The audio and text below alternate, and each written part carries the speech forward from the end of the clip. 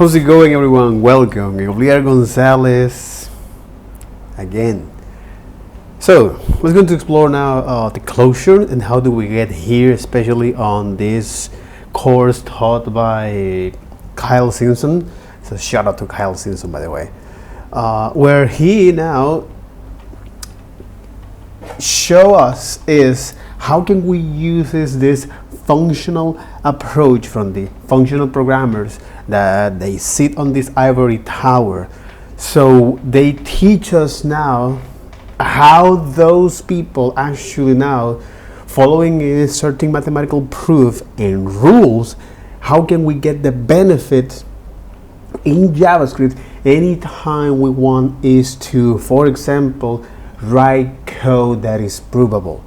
So the idea of functional programming, or at least in this course, according to Kyle Simpson, is that increase the level of confidence that this part of our code, since we rely on mathematical proof, which is, for example, you don't have to go out in a restaurant and know the mathematical proof of 2 plus 2 is equal 4.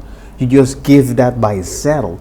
You just, because of the outcomes that can give you in real life, now, well, you just use that.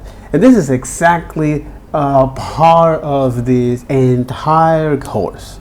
Okay, so we're going to dive deep into not only the mathematical proof, but on the surface level. That's why we here looking at the functional light JavaScript, is to at least understand good enough of the mathematical fundamentals that are now using this functional programming tools. So you can think of this like all of these different tools in your tool sets, right? You have a nail, hammer, screwdriver, you name it. So anytime we need to use it, we know what to do. And this is exactly what we're going to look at this or in this today video, to make a quick recap of how do we get here, and then finally now be able to write it down is the closure, which is something that we are quite familiar with. Describe briefly how do we get here by looking at the introduction, function purity, briefly describe that, argument adapters, point free, and then closures. So we can move on this topic. So as Kyle Simpson mentioned in this particular course, which is something that I really love, and the reason this is also a reason why am I recording this series of videos, because I find out that as a senior developer, this is not only for front-end or back-end, no.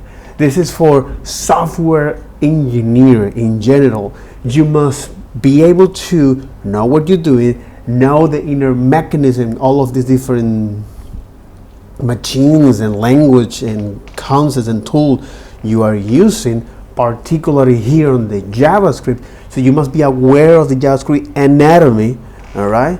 So anytime you need to debug or understand what went wrong, you can quickly have an heuristic to go with, right?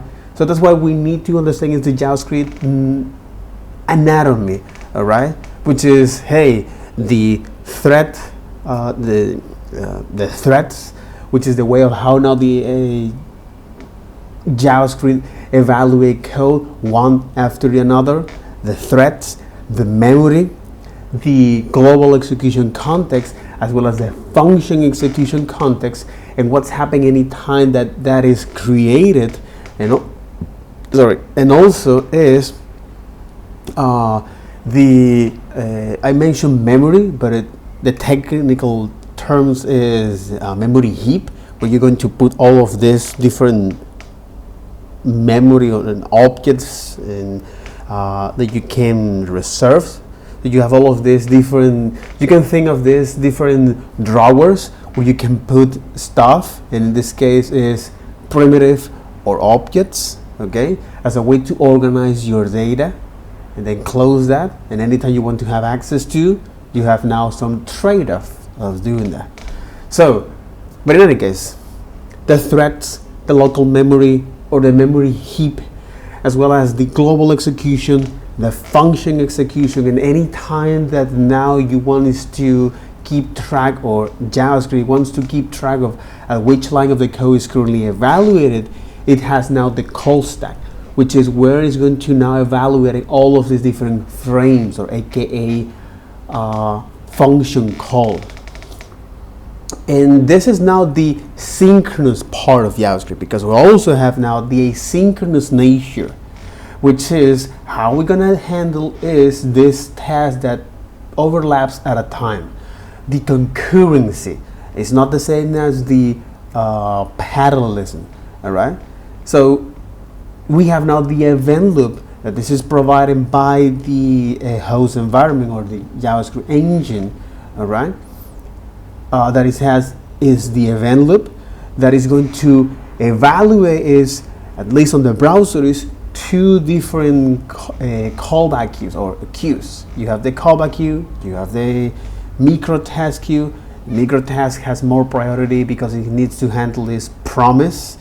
Again, this goes beyond the scope of this today's video, but this is where now the eventual values will be handled. In other words, the promise like. And the callback queue is when you want to have access to the web API called timers, specifically set timeout, set interval, which are not part of the language. And this is also is another component of JavaScript, because now JavaScript can run, or in this environment, which is the browser, it can have access to the APIs that the browser exposed to it, such as the timers, the navigation, the DOM, the local storage, as well as the canvas. And this is just to mention a couple one. Also the document, right? So I mentioned this quick overview of that because this is the same. This is the level of granularity that you need to have, especially when you are trying to figuring out stuff here, of what's going on and here and there, and try to organize here in a way that can make it meaningful to others, because that's what at the end of the day, that's what we want here. So this is just to describe is the JavaScript anatomy. In other courses, we look at the object-oriented programming or the prototype object-oriented programming as a way to how you can now pass functionality in a memory efficient way, and how you can now deal is with the asynchronicity in the language, and what are the tools that we can have behind the scenes, like callbacks, thunks, and promise. We also look at the iterators and generators, and how can we use this to now replicate the behavior of async and await for that, as well as the observables, and how and what it allows to do.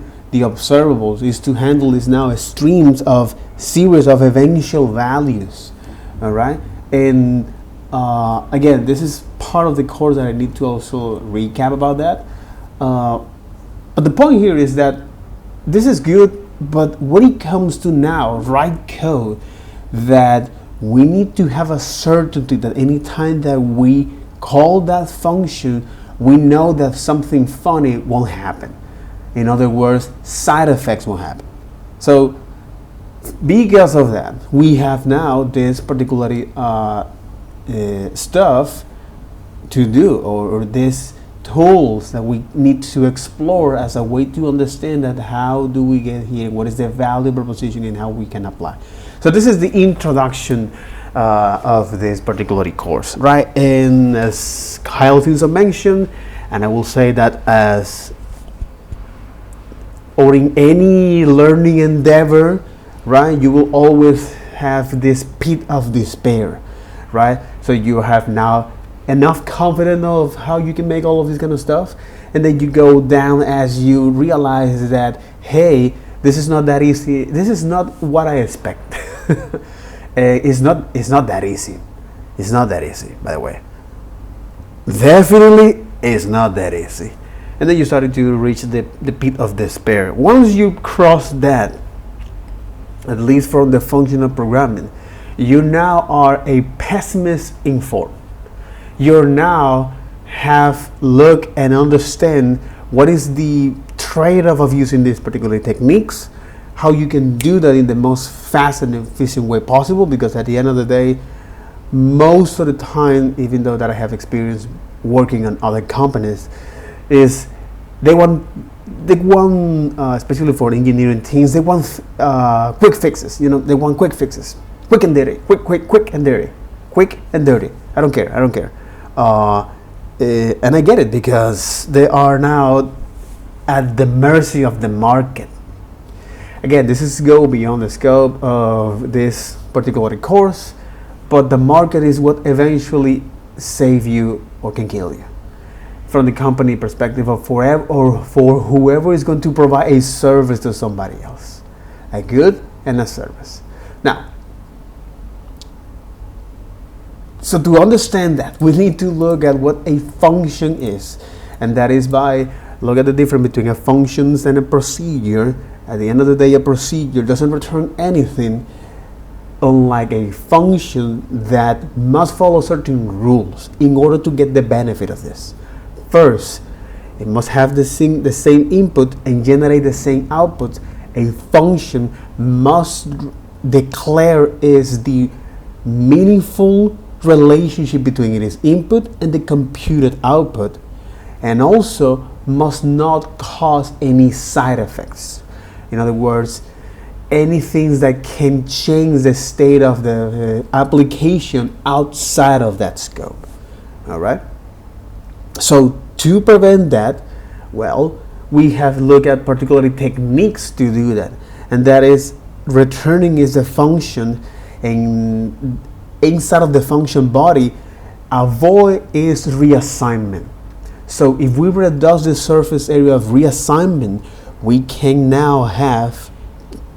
be pretty confident that that value won't change in an unexpected way as we pass through that function.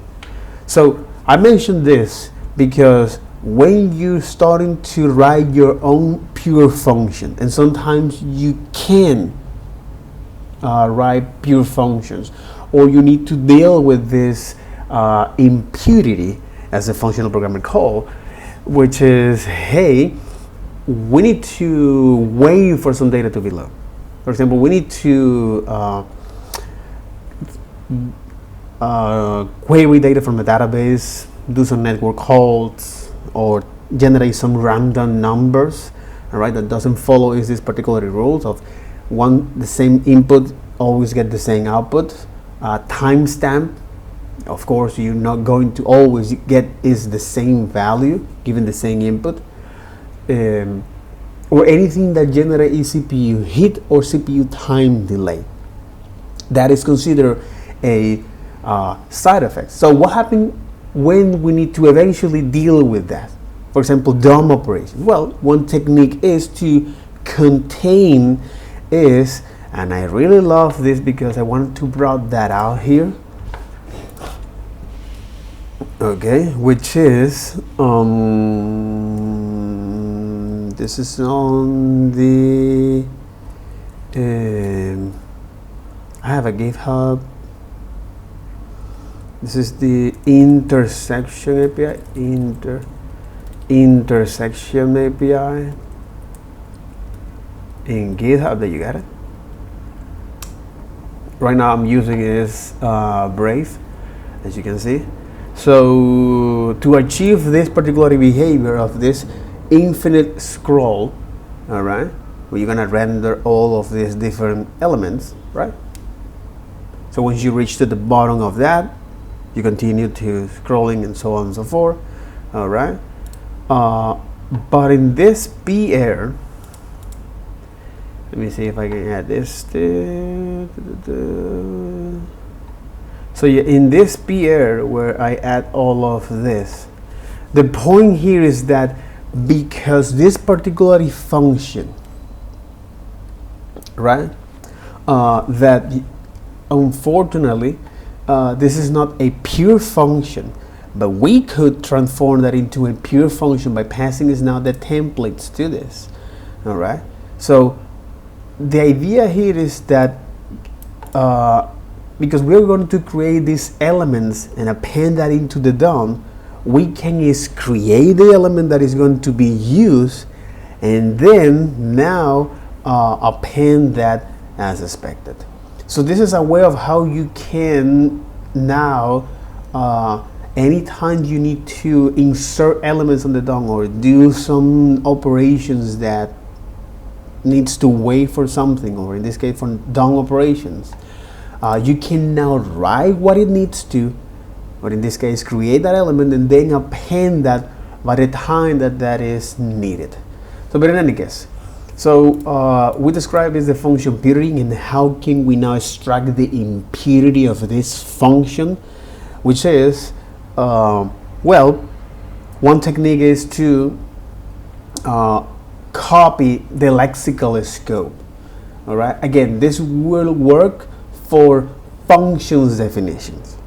However, when you don't have access to that and at some point you need to execute the function at runtime, well, you can is now take a snapshot of everything and then restore the state afterwards. That might be quite a expensive operation to take a snapshot of everything. In other words, is to copy everything before actually doing the mutation and then restore the state afterwards.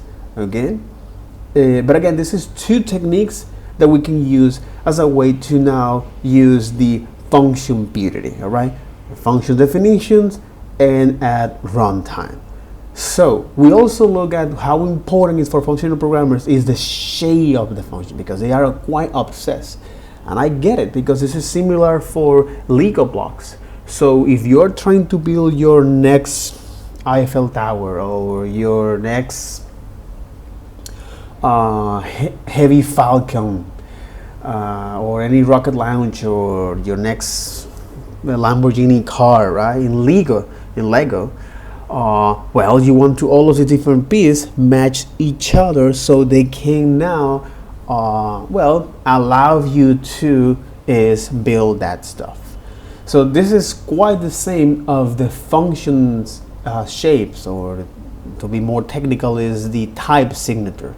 So it all is all about is what are the number of the what is the number of stuff and the shape that we pass to this function, and the number of stuff and shape that come out of this.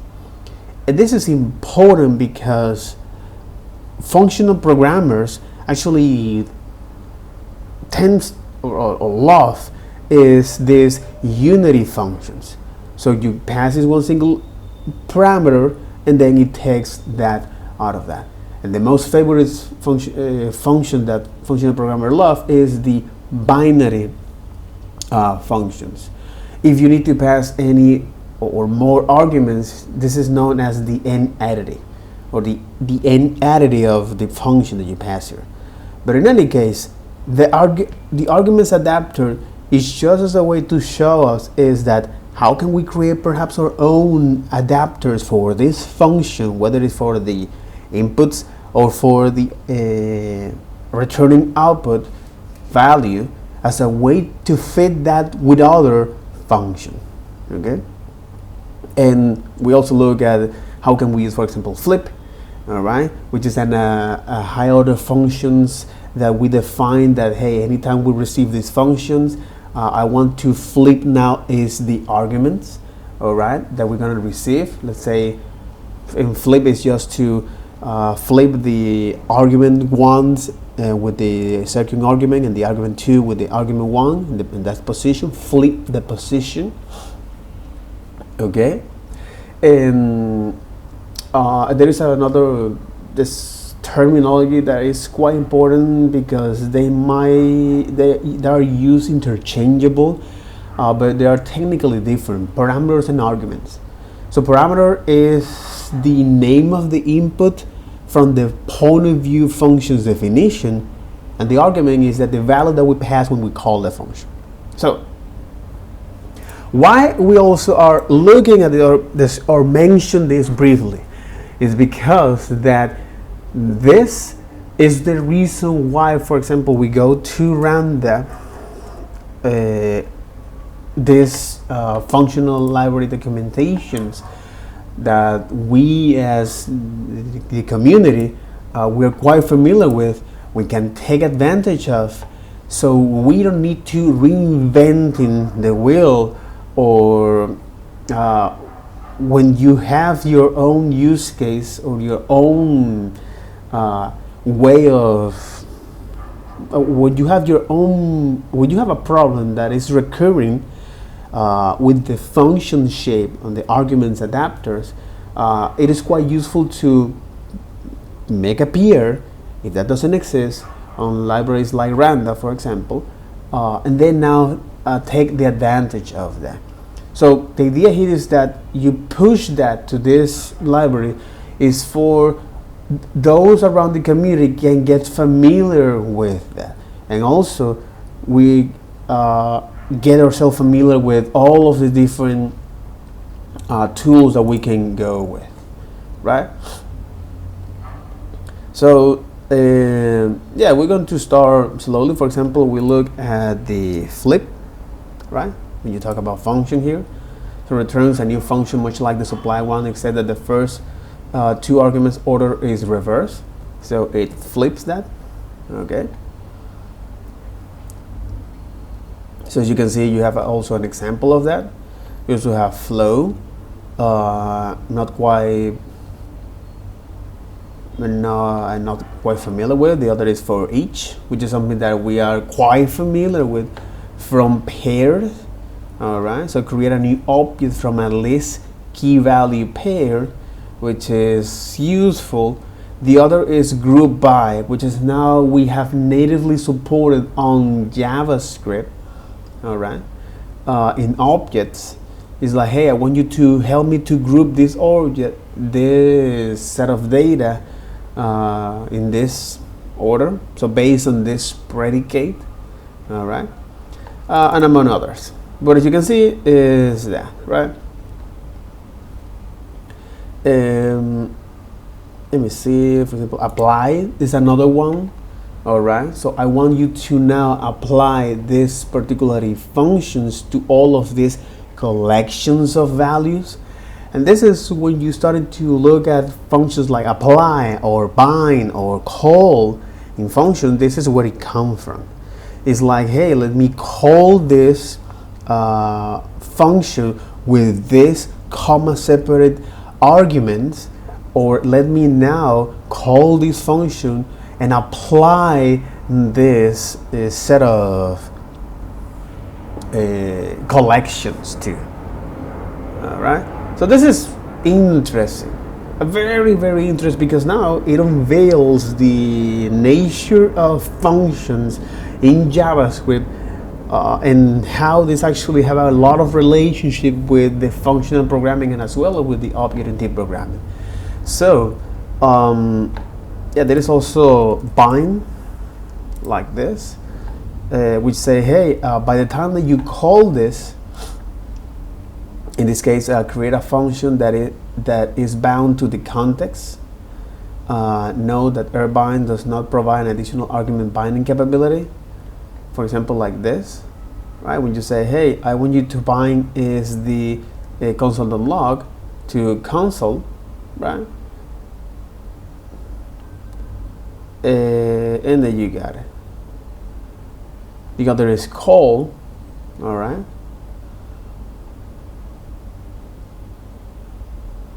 The other is chain, and so on and so forth. Okay, but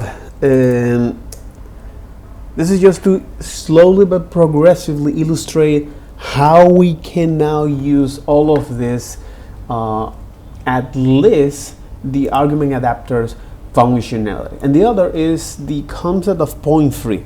So this is somewhat similar to those who go to 8th grade, or who have the privilege to go to that. For some reason, your math teacher tells you that, hey, when you have now a Cartesian graph, right, and you want to draw a particular line or figure, okay? So for example, in a 2 dimension, if you fix the point of G to 5, all right, and then you now apply all of the different numbers of X, so Y fixed in 2, so you have now a line in this. And also if you do that in a 3 dimension, if you fix, for example, the C value to 3, so now that you have is an area here, right, that can be shaped by fixing that point. Why am I mentioning this? Because something that functional programming describe, that is data points, which is the inputs of a function, right, which is just a fancy name to say inputs in a functional programming approach. So they have now this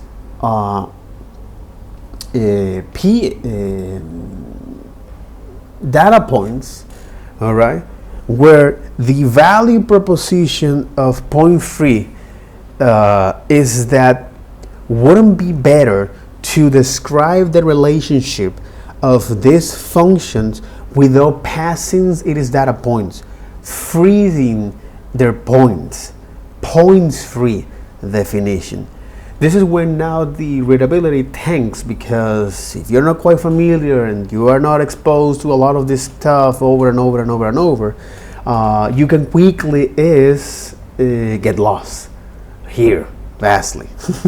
Oh my God, yeah, and quickly get lost. So in that regard, the point free, let's go into actually here to point free. Is that now with point free, there is a fancy word to call this relationship without describing it as data point. So if a function has the same shape, we can now if a function has the same shape, we can now rewrite them in terms of its relationship without explicitly passing is the arguments. So why this is important? Because again, Kyle Simpson mentioned that the value proposition of this is that, hey, we want this to now is get the readability of this anytime that we look and evaluate is the statement of this. We want to have now this equational reasoning, not equal in terms of value, but equals in terms of shape, by having this equational reasoning like this, all right? And as long as they have the same shape, we can redefine them in this particular fashion. So in other words, for example, like this, or a more specific case is like this. So you define some identifier called is even. You say, hey, this is equal to not is odd, all right?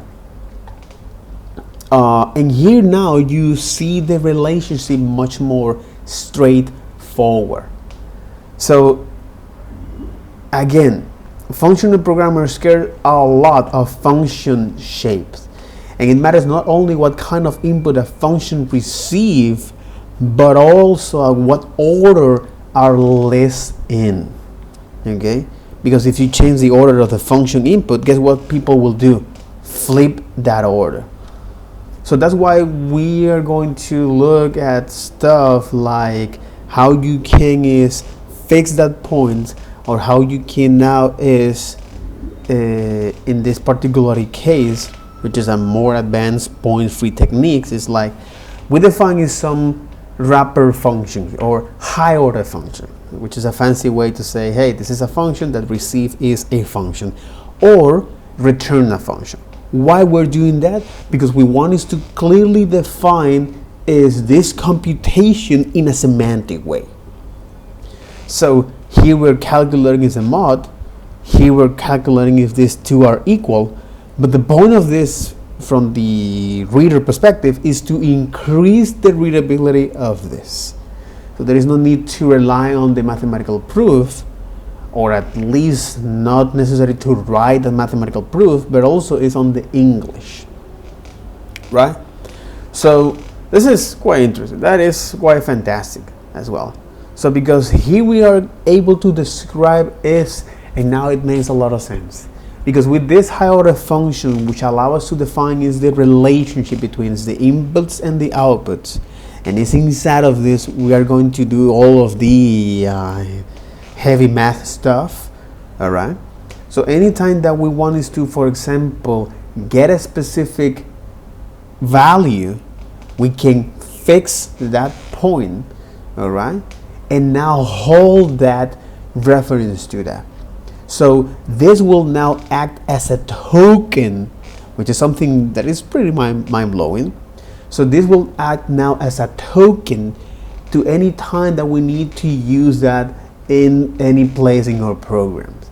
So because this token or identifier called mod2 can be used and is quite descriptive of what it does. All right. So this is the mod of 2, and this is the equal to 1. All right.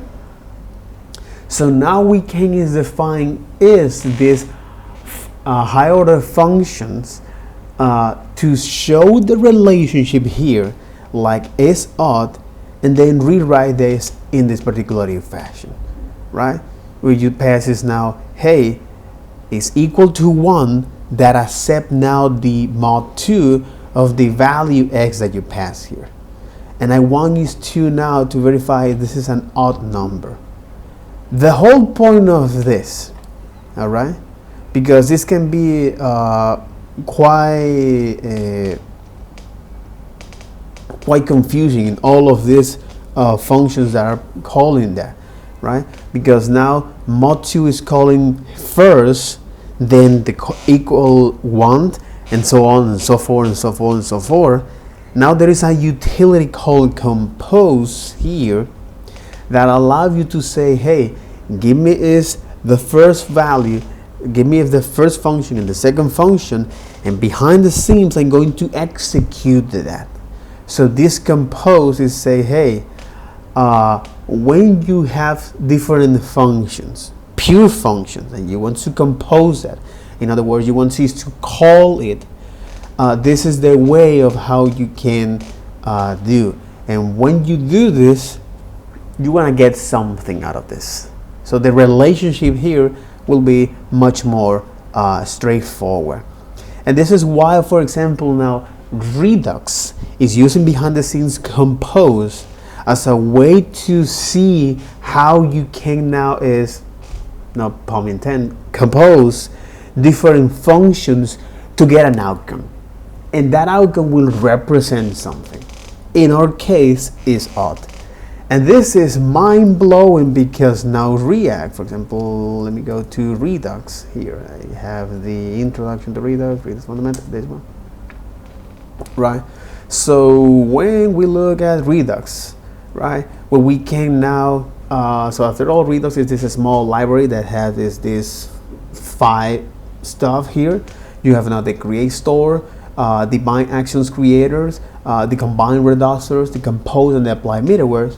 So the create store actually create now these objects that has the state, that has some actions, and some listeners. All right. And anytime you want to now create is, and look at this, apply middleware and bind actions creators. So this particularly concept from the functional programmers, let me actually zoom in here a little bit. Yep, you got it. Yep.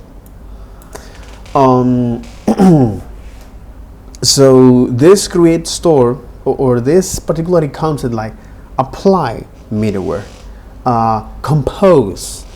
Combined reduction is something we're gonna look at that later, but bind actions creators is like anytime you want us to now is update the state of these applications in a predictable way, so you can keep track of all of these different state change.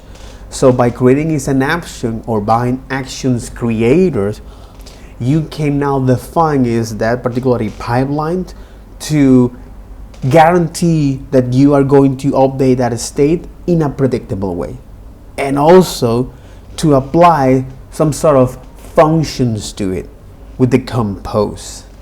This is the reason why we actually go down the rabbit hole with this, right? This is the reason. In fact, this is the OP that is generated. So get state, dispatch, replace reducer, and subscribe, right?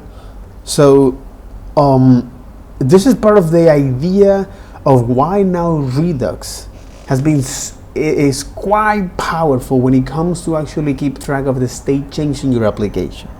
All right, because it's now using this particularly functional approach.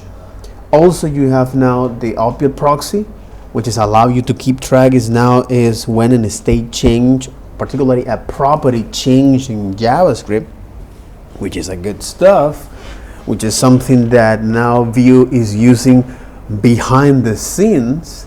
All right, and this is now to unveil is the mystery behind these frameworks, React, and Redux, and Vue, right? So yeah, that's actually quite interesting approach. And look, right? I don't know if I have used the compose right now here. So compose here. Oh, here we are. We use compose.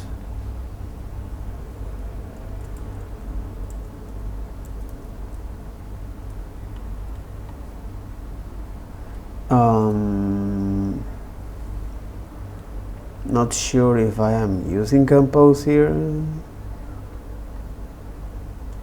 or if we have used compose for that.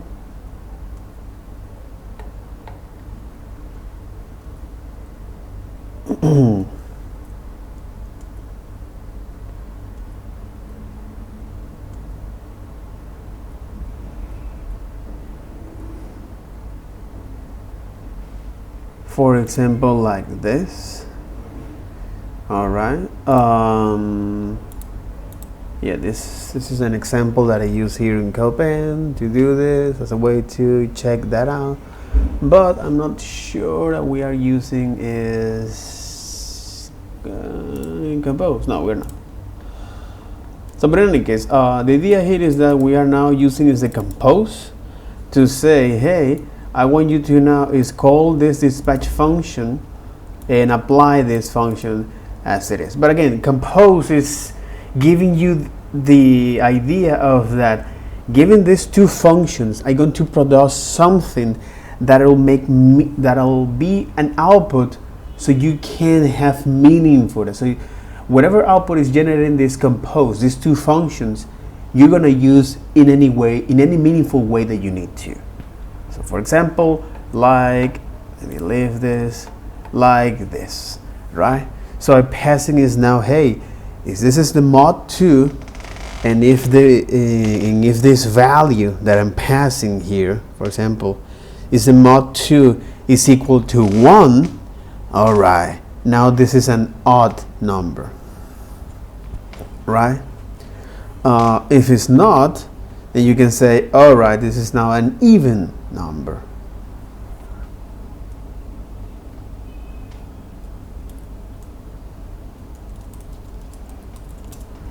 Exactly.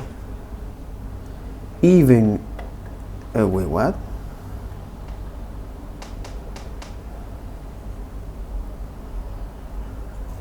Mm-hmm.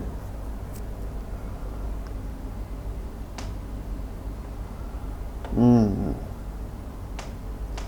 So whatever value that I'm passing here, okay? So whatever value that I'm passing here, and by the time that I pass now is the value of is odd, all right? Because I'm gonna call is odd with that. If I call this is odd with that value, hey, if that is the model, if that is model 2, and if that model 2 is equal to 1, all right, now you can say it is this kind of stuff. So, but in any case, so now we are finally getting to closures. And closures is this fundamental concept that we need to truly understand in JavaScript, which is not only for JavaScript but also is for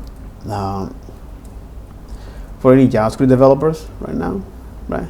So closure is when a function remembers the variables around even when the function is executed elsewhere. So this is just a fancy way to say this is this is a natural in JavaScript. A closure creates now a way to remember is the outer functions or the variables that are closing over a function even when the function is executed elsewhere. So in other words, that anytime that you return a function from another functions, you are creating is a closure from that. So by default, closures are not function purity or are not necessarily functionally pure, but we can make them absolutely to be functionally pure. Why is that? Because once you create a closure and a variable that is closing or a function that is closing over a variable, and then somehow you now mutate or update or change the state of that function, then of course you are actually not is fulfilling is the function purity. Given the same input, the same output. And in this case is that anytime that I call this function, I'm gonna get the same output. So in this case, we're not. So how can we now is try to make that happen? All right. So let's get into this. Right, so we've already hinted at the idea of closure in this course. A couple of times we've already used it. But I want to be very specific about a definition for closure, because there's a lot of misconception about this concept, and it is absolutely essential. You just cannot do functional programming without a solid understanding of closure. So I want to give you a very specific definition for closure that is based upon what we can observe in our programs. And that is, closure is when a function remembers the variables around it, even when that function is executed elsewhere. And by around it, I mean any variables that you access outside of the function. They aren't directly passed in. They're accessed, like, remember when we access global variables, things like that. Anytime you access a variable from an outer scope, and then you take that function that is doing that access and you pass it somewhere else, and you run it in a different scope. If you thought about it logically, you'd say, well, it should forget about that variable because it's running in a different scope. But it doesn't forget about the variable. And the reason it doesn't is because of closure. And if that sounds too abstract to you, let me remind you that we've already seen this several times in code we've looked at. Here's an example. I'm illustrating the idea of closure here. I have a make counter function. Make counter doesn't take any inputs in. It declares a variable line 2 called counter. And it returns us back a function which every time we call it is going to increment that counter variable. So on line 8, I make my counter, I say var c equals make counter, and I call c with no inputs and I get back to value 1. And then I call c with no inputs and I get back to value 2, and then 3, and then 4. So it's in a counter, right? It could be useful in our programs to have a counter. Now let me ask you, this is definitely closure because we have the inner function increment closing over that counter variable. It's remembering it. Even though make counter has finished, the C function still remembers it and can still keep updating it. That's how it works. That's called closure. What I want to ask you, is the C function a pure function call? No. Look at line 10, 11, and 12. Are those pure function calls?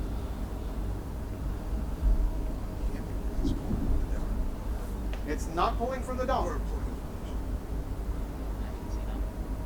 we are not getting the same output every time. We're passing in the same input, which in this case is no input. But every time we're getting a different output. So it absolutely violates one of the fundamental premises of a pure function. So here's the takeaway. Closure is not necessarily functionally pure. But closure can absolutely be used in functional purity. So the key is, if I'm closing over a variable, this counter, it can't be reassigned. If it's getting reassigned every time, that's a big no-no, because now we are not closed over a constant anymore. We're just closed over some changing state, in which case we now have an impure function. You might have to do that. You are closer to some state. Mm-hmm. In which case we now have an impure function. You might have no, because now we are not closed over a constant anymore. We are not closed over a constant anymore. We are over some changing state. Mm-hmm. In this example,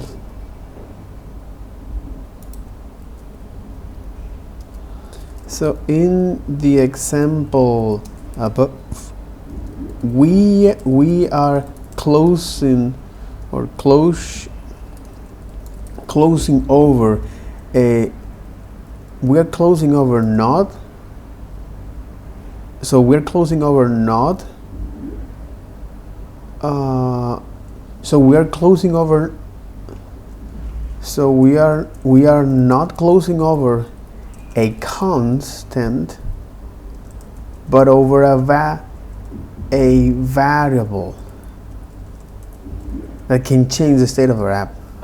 That's a big no-no, because now we are not closed over a constant anymore. We're just closed over some changing state, in which case we now have an impure function. Mm-hmm. We are over a state change. So we have now an impure function. You might have to do that in your program, but that's not going to be a pure function. You with me? Yeah, you might have to do that in your program, but that's not a function purity. A function pure. You with me? So let's look at some examples of using closure that is consistent with functions, that is going to produce a pure function. Remember unary?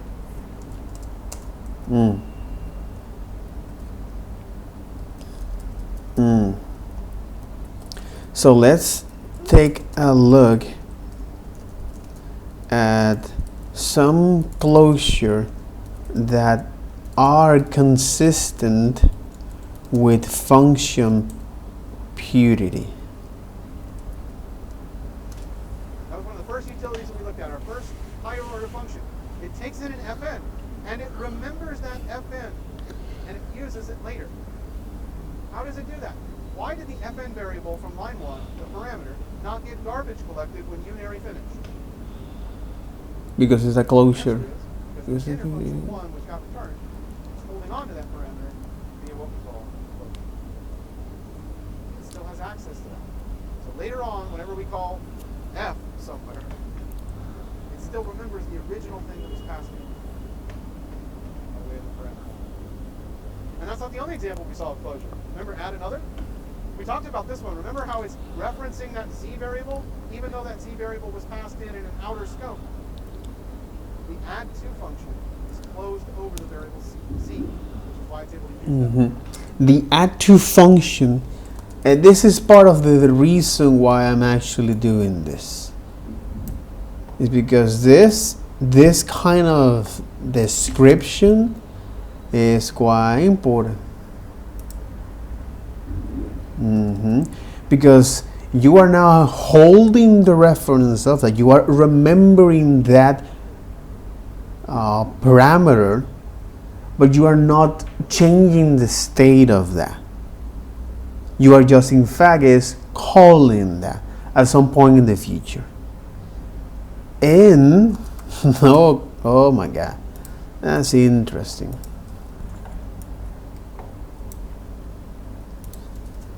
And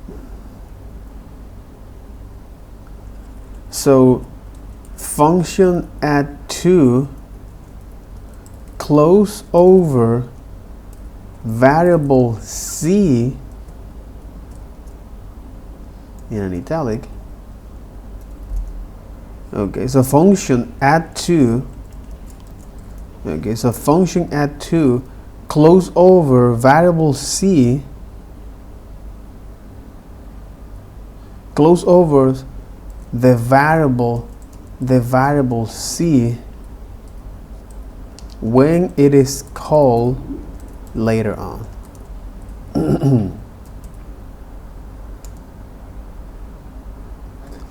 When it is both of those slides, the fn on the previous slide and the z on this slide, in both of those cases, we are referencing a variable outside of ourselves, which seems like it would be a no-no, but it's safe functionally because it doesn't change. It's a memory over a thing that doesn't. That's what makes it still functional. Let's do a practice exercise on this topic of closure. It feels like a really important topic. We're probably going to keep coming against it over and over again in functional programming. It's good for us to get some more exposure to it. In this exercise, we're going to practice closure by building a utility. It may seem a little strange. We're building up a utility that we'll call string builder. If you look at the exercise and specifically look at the test cases down at the bottom, you'll see what this is supposed to be able to do. We're supposed to be able to call this function, string builder, and pass it a single string. And then if we call it again with another string and another string and another string, we can just keep adding more and more strings to it until we call it once without any input. And then it's going to go back and concatenate all of those strings together to give us one final string. And also, not only will it do that, but we should be able to capture those individual specialized functions. So we should be able to capture, for example, hello is the we should be able to capture is those specialized function. Until we call it once without any input, and then it's going to go back and concatenate all of those strings together to give us one final string. And also, not only will it do that, but we should be able to capture those individual specialized functions. So we should be able to capture, for example, hello is the intermediate function after string builder was called with hello. And we should be able to call this twice, producing two different functions, in this case Kyle and Susan. And then we should be able to call Kyle again, and when we call it with nothing, this question should come back with an actual string. Reading should come back with numbers. Okay? This is a bit of a challenging exercise. Kyle and Susan. A little bit of a hint can be seen in the README, so you should definitely check out these hints. It should be able to give you everything that you need, but it will be a little bit tricky and challenging. Make sure all of the test cases pass. So, by exploring that particular exercise here, where you now take a string and return back a function, note, for purpose of this exercise, assume the string builder itself is always called with a string initially. So for each call to a function here, if a string is passed, a function should be returned. If a non-string is passed, such as passing no argument, a string value should be returned, which is the concatenation of all of the passed-in strings. If a non-string is passed, such as passing no argument, a string value should be returned, which is the concatenation of all of the passed-in string. And hence, you can use a type of foo is equal to string to test if foo is a string. Look at the test case at the bottom of the exercise file to clarify any question about expected behavior and ensure your functions are pure. Avoid mutating a closed over variable, which will be a side effect. So this is quite challenging and interesting because first things first, we need to return is the closed over state at that moment, all right? Because if we recap this particular exercise, so follow me here a little bit, where we have is functional like this. No, it's not there. Why not? What about now? There you got it, this particular exercise. And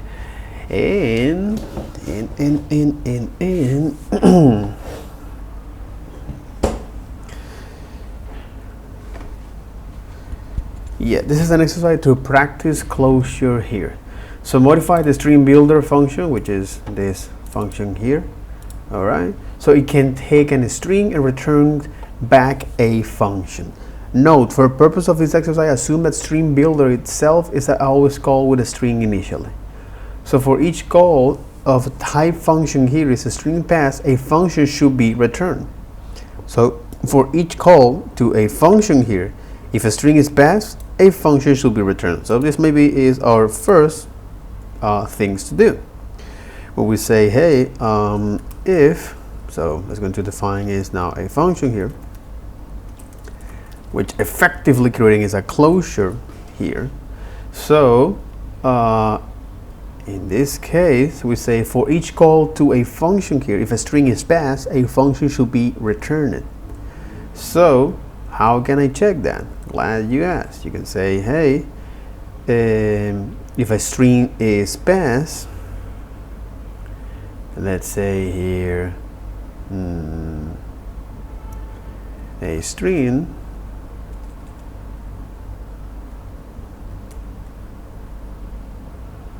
all right, so if a string is passed, again we say if the type of string is equal to the string, to a string, all right,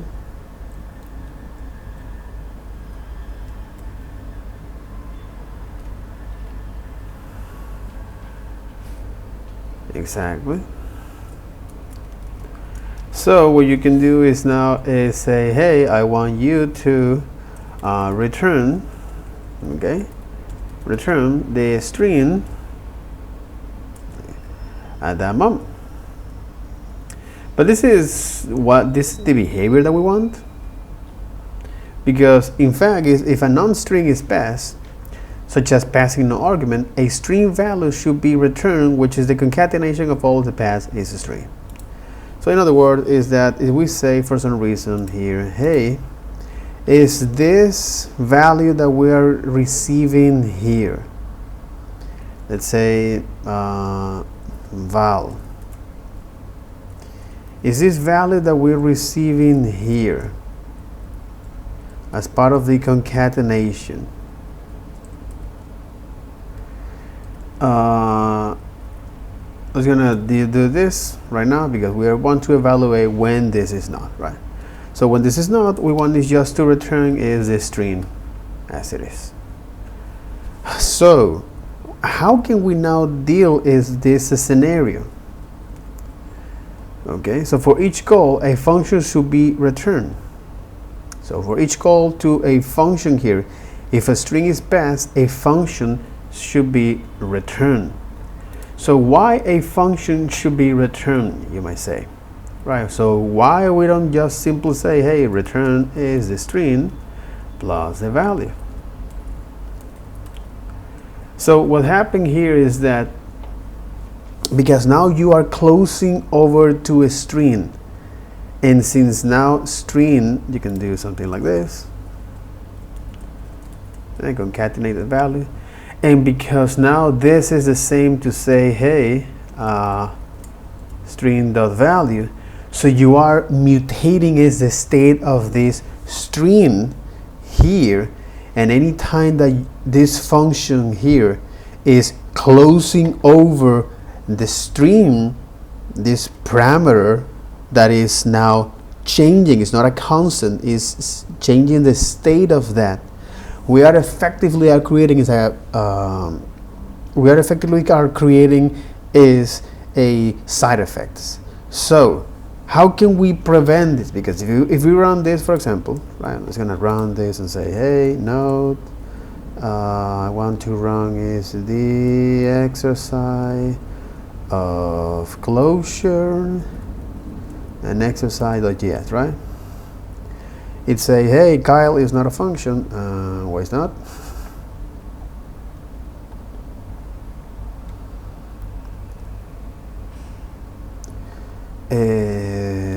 because here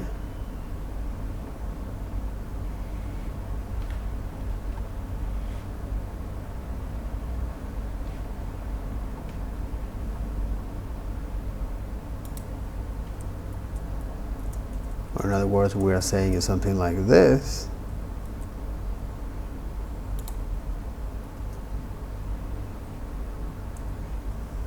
And it tells us that, hey, Kyle is not a function.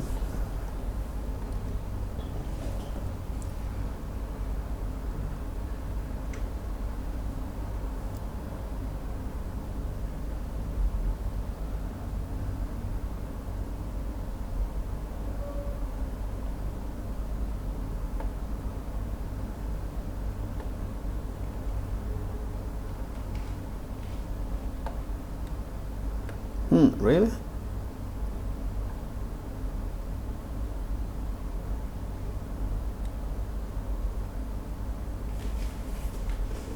So we are closing over this variable, and by the time that we call Kyle here, which is we are returning a function here, and we're checking if that is a string. So we're going to concatenate the string plus whatever value that we have here. Okay.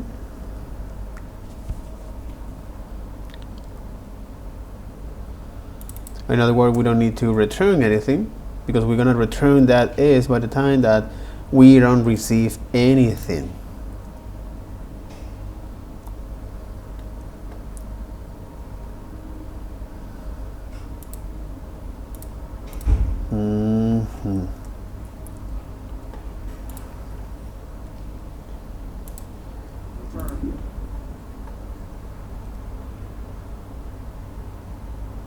Okay, because you need to call this as the next function, which is return the next.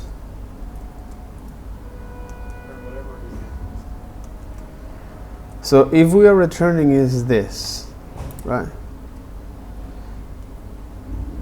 So if we are returning is this, what happened is that since we are returning is now a function here like this. The thing is that now we are closing over to a string that the first time we now are mutating is this state outside of that.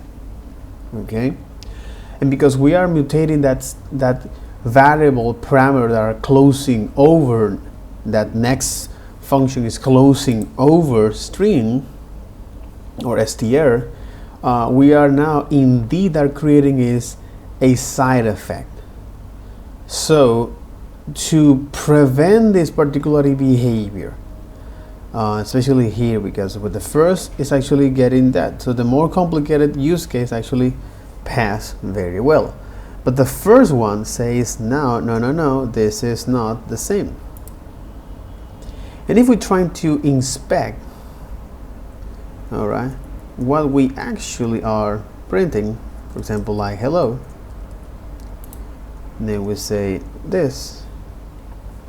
As you can see here, we are now at hello, because on the first call with this, we have now, look at this. So we say hello, and then Kyle, and then Susan, and then Kyle, and then Susan, right? The thing here is that now the hello functions now have stored all of that, which is so we have now stored all of that stuff here. And this might not have the use case that we want to. We just in fact wants to have now, hey, I want to fix this function with this value, and then, which is to a specific value, and then others to regenerate from that. So one way to solve this is by saying, hey, instead of actually is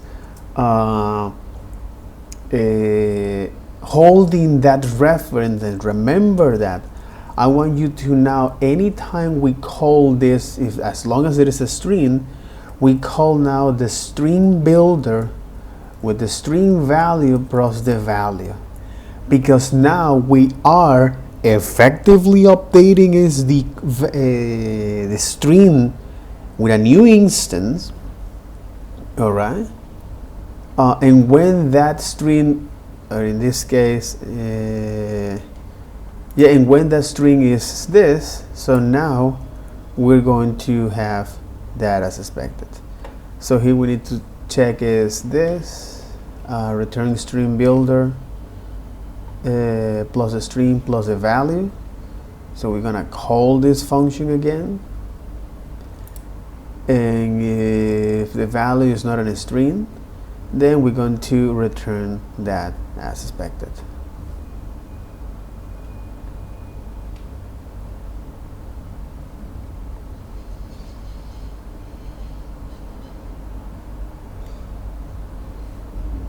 So I'm going to call this now the string builder here, because this string builder is the one who hold now, which I'm telling, hey, please hold this reference for me.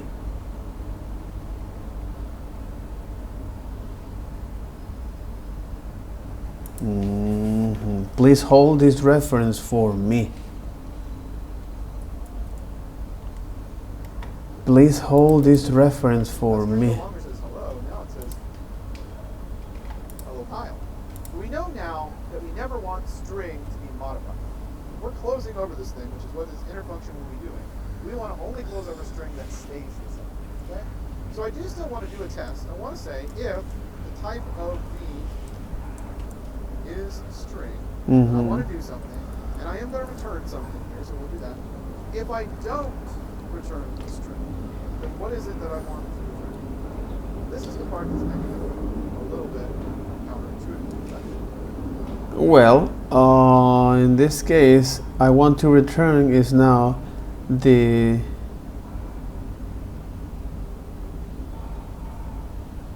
Let's talk about what happens if the string, we need to figure out what we're putting there. Let's talk about what happens if we have passed in a v that is a string.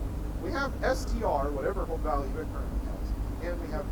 We don't want to modify string, but what we want is a new function that will wait for the next string, and that new function needs to know about both string and v. in the new string.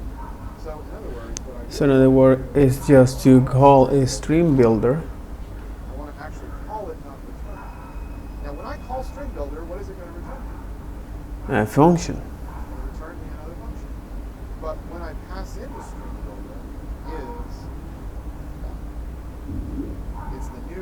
is the new partially concatenated string each time. I'm calling to the next level function here. When string builder comes back in, this string is now going to be the two string. We'll close over the two string. And if we do it again, now it's a bigger string. We're closing over a bigger and bigger string. But every single level of that closure is only ever closing over one value. So what if I didn't get a v? Well, now I just return string.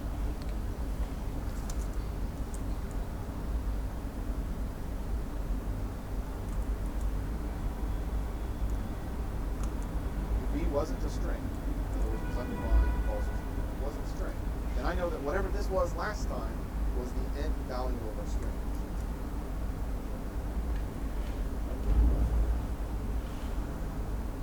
Myself and make sure I didn't make a mistake here.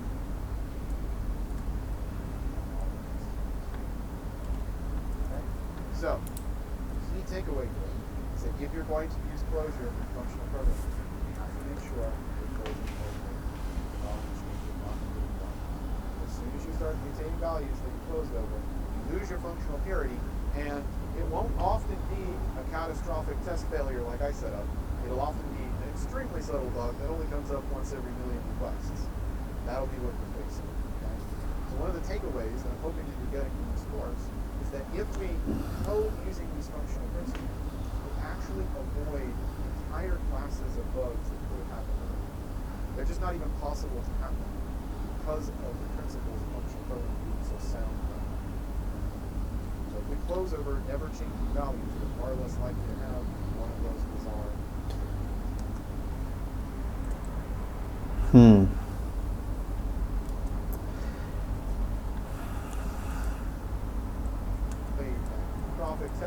Takeaway here.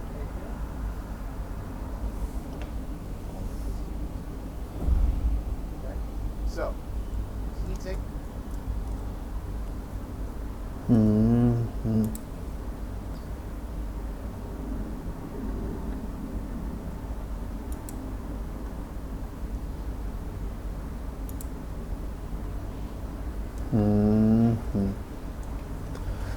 So this is now the function here.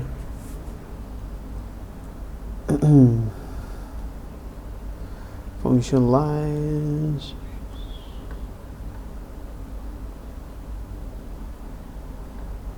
And this is up here with closures, and then you got it.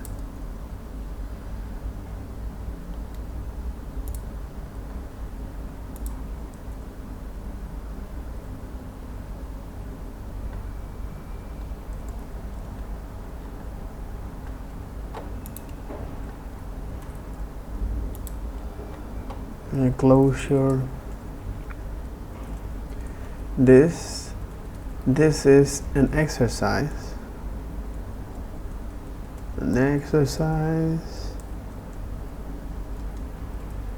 But the key takeaway of this. So if you're going to use closure in functional programming, you have to make sure that those equivalent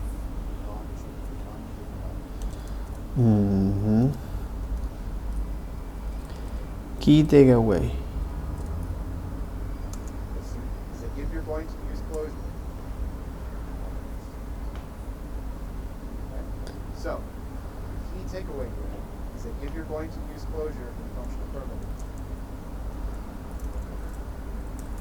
Key takeaway.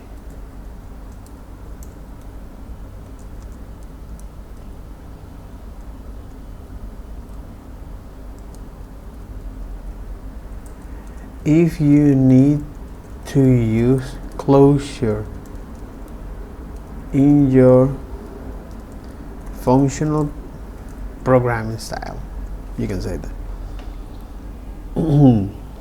So, key takeaway is that if you're going to use closure in functional programming, you have to make sure those equivalent key takeaway here is that if you're going to use closure in functional programming. The key, if you're going, exactly, if you are going to use closure, if you're going to use closure. So, key takeaway here is that if you're going to use closure in functional programming, you have to make sure if you're using closure in functional programming,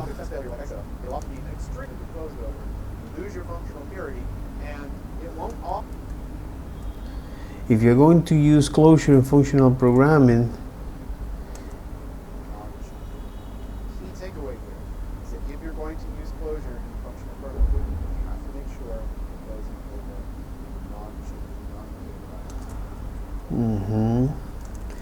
you have to make sure that you are closing over non-mutating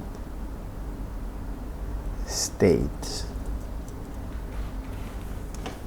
As soon as you start mutating values that you close over, you lose your functional purity, and it won't often be a catastrophic test failure like I set up. It'll often be an extremely subtle bug that only comes up once every million requests. That'll be what you're facing.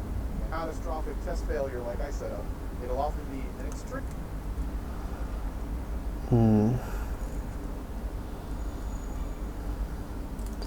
That won't be a catastrophic error message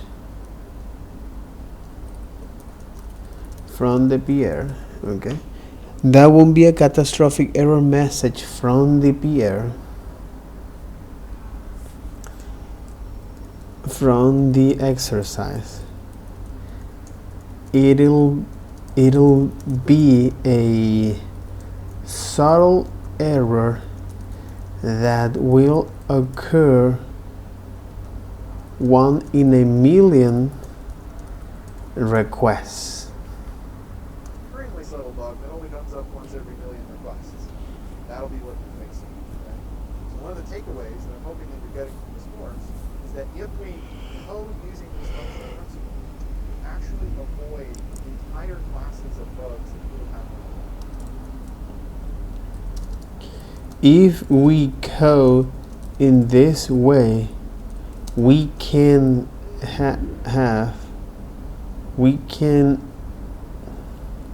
we don't have an entire classes of bugs. So if we code this way in a functional approach, we don't have an entire classes of bugs happening in the wild. But again, like with any approach, there's some trade-off. They're just not even possible to happen because of the principles of functional programming being so sound. If we close over never changing values, we're far less likely to have one of those resolved. On this topic of closure, we need to understand the idea of deferring. It may not have been obvious from the code that we looked at so far, the exercise, but I want to be very clear about this idea of lazy versus movement, because this is not very obvious. So you dig into it, it turns out to be really powerful. Let's take this function repeater. It takes in an input value called count. So if I call repeater of 10, then count is value 10. And it gives me back a function that is closed over that variable count. So if I'm closed over count, line 3, I'm closed over the count from line 3. And I return back that function. On line 10, I have a function, on line 7, actually, I have a function called A. It's remembering the count variable in its internal stack.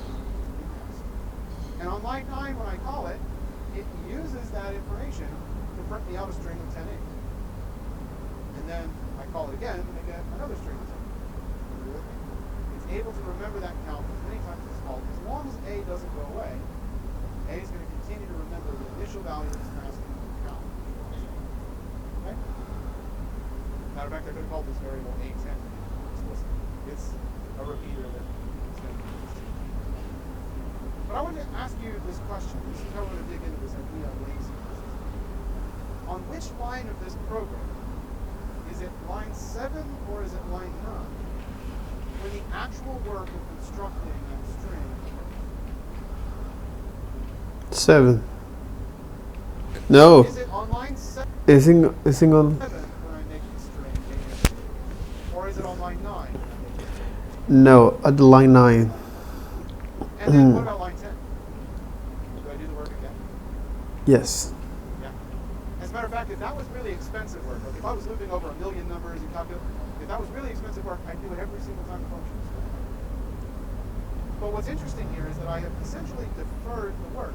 By doing the work on line 3 instead of on line 1.5, I have made it happen on line 9 instead of line 7. Where I located the work determined when it happened. That's what we call deferred. You're deferring that work by putting it into a function and deferring it until that function. And this is interesting because now we're talking about is the execution. Function execution. That's deferring or lazy. Why might we want to defer the work? Again, this is very trivial, like pad start and that stuff. But what if this was expensive work? Computation. Why might we want to defer computation? One reason might be if we weren't sure that in all conditions the function was able to perform. Exactly. And if we weren't sure if in all the scenarios that function would have been called.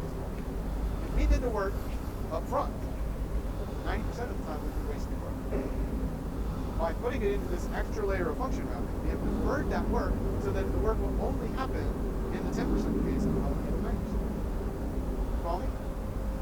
that is a way to defer the work. What's the downside of deferring the work?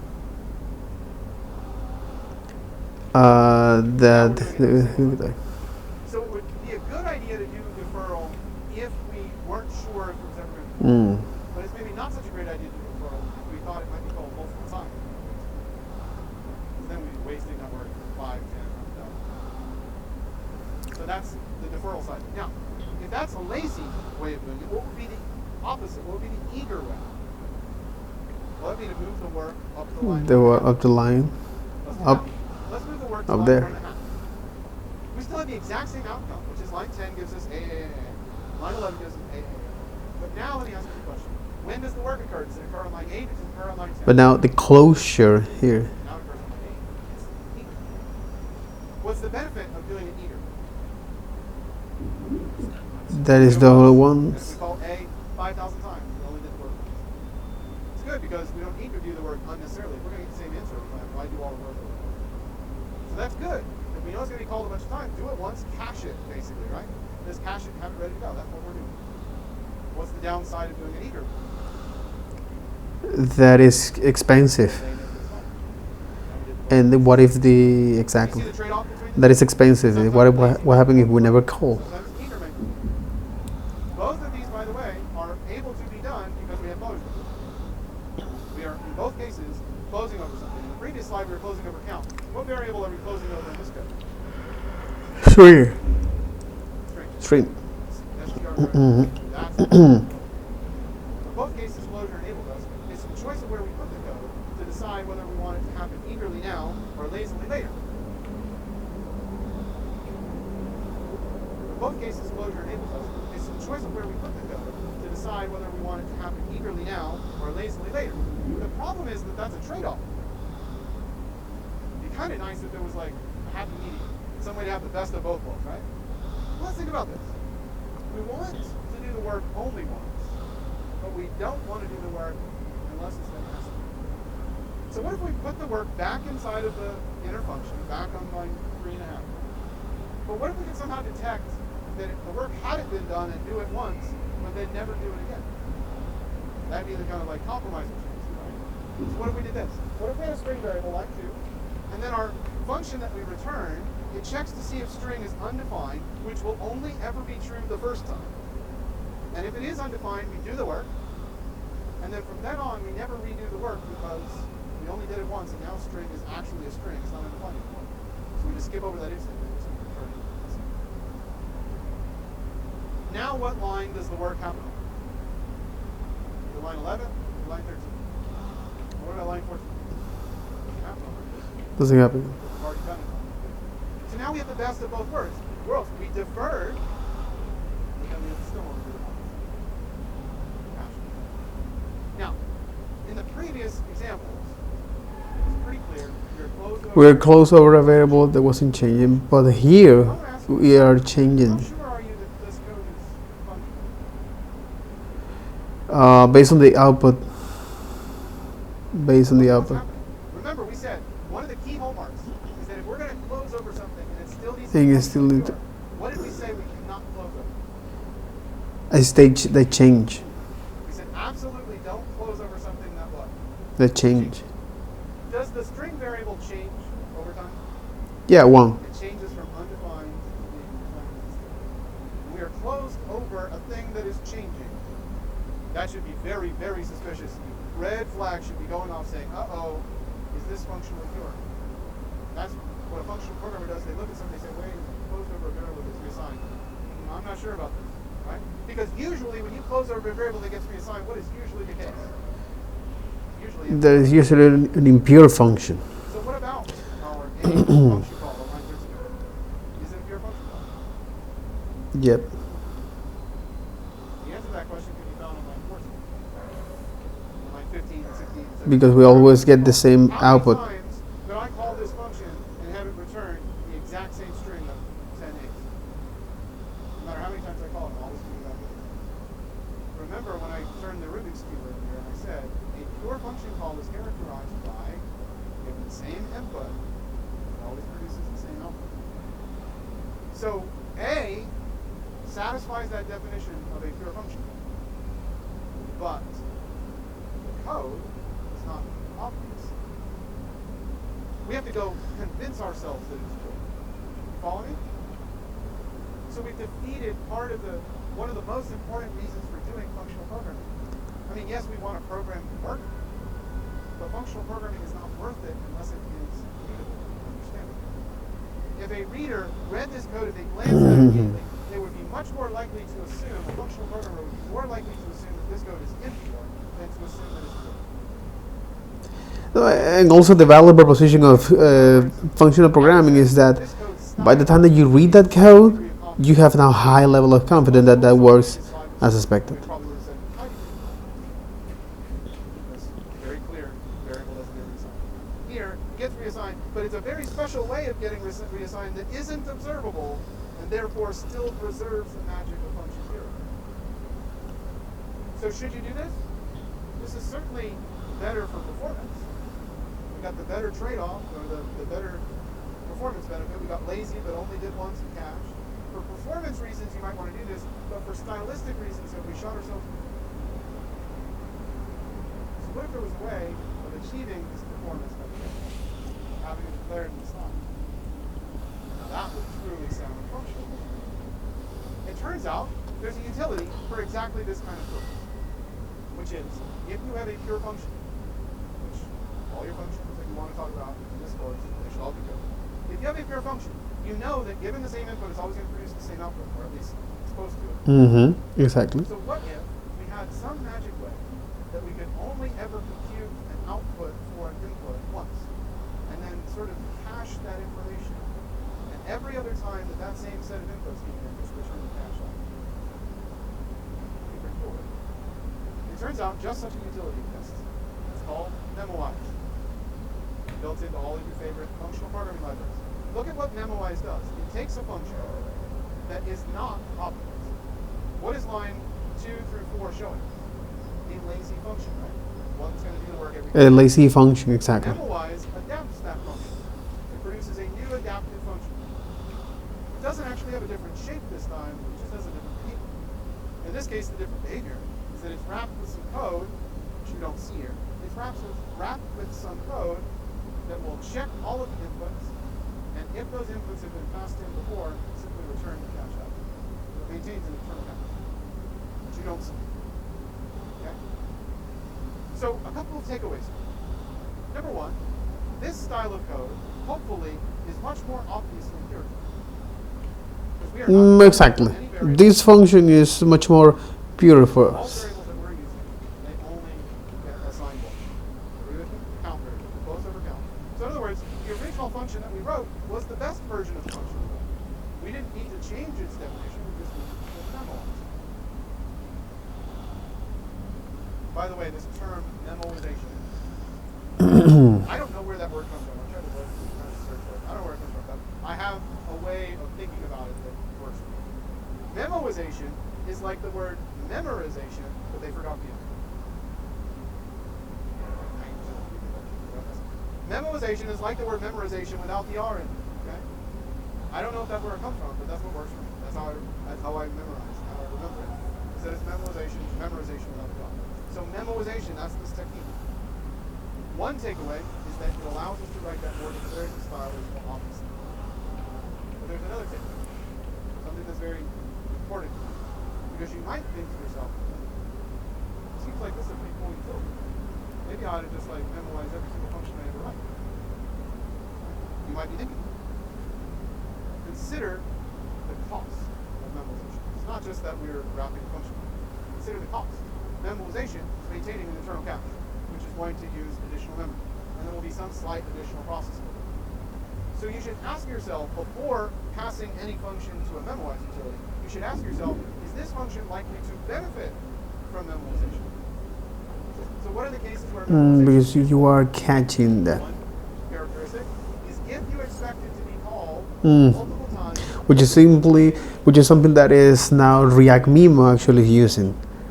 It's like they are memoizing that. called lots of different times, but every time it was called, it's being called with a different name. So you have to somehow be able to predict your likely expected use case, your usage pattern for a function, you decide if it should be memoized. Do not memorize everything because it's a cool trick. Memorize it if the usage pattern dictates it. Otherwise, take out the memorize, go back to 2 slides ago, and just leave it as a lazy function.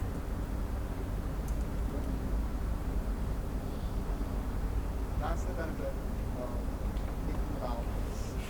In this bigger sense, thinking about a memoized version of that component. This memoized version of your component would usually not be re-rendering. When it is a parent component, it's re-rendering. As long as it is a props, have not changed. But React may still re-rendering it. Memoization is a performance optimization, not a guarantee. So now it's memoizing these components that is catching that. We know we can trust memoize is provided to us by a well-known functional library. We don't know if you can trust your ad hoc memoization on the form. That's a great question, though. That's the key. It's not that these things don't happen. They happen. We shift them into this thing and allow that detail to be handled over here so that my code I can focus on. All right. Okay. So that'll be all for this video. Take care. Bye-bye.